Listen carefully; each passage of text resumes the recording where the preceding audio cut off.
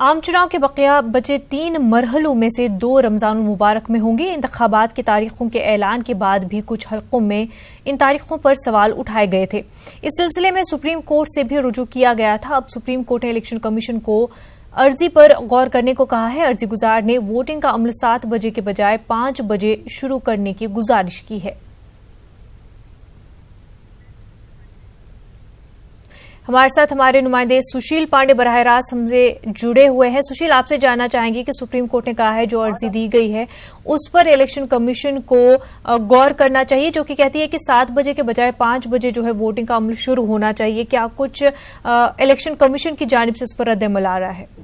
जी देखिए, फिलहाल Munazza supreme court में याचिका दाखिल की गई थी निजाम पासा की तरफ से, और उन्होंने ये मांग की कि चूंकि जो आगामी लोकसभा चुनाव है उस चुनाव के मद्देनजर जो समय है इलेक्शन कमीशन के नोटिफिकेशन के मुताबिक वो समय 7 बजे है, लेकिन उसमें बदलाव किया जाए क्योंकि रमजान आने वाला है और मौसम विभाग ने हाल ही में एक हीट वेव और गर्मी से संबंधित एक नोटिफिकेशन इशू किया है। तो चूंकि रमजान है और मौसम में तापमान इतना ज्यादा है तो समय में बदलाव करने की आवश्यकता है, क्योंकि जो मुस्लिम कम्युनिटी के जो लोग हैं उनके सहरी का समय 3 बजे का होता है और वो 4 और 5 बजे के समय वोटिंग कर सकते हैं, क्योंकि तापमान लगभग 45 डिग्री टेम्परेचर होने वाला है। क्योंकि हीट वेव बहुत तेजी से चलने वाली है, लिहाजा समय में बदलाव किया जाना चाहिए। इससे पहले निजाम पाशा चुनाव आयोग गए थे, लेकिन चुनाव आयोग ने उनके इस शिकायत का संज्ञान नहीं लिया था। लेकिन अब सुप्रीम कोर्ट ने चुनाव आयोग को निर्देश दिया है कि जल्द से जल्द इस पूरे मामले पर विचार करे। तो कहीं ना कहीं अब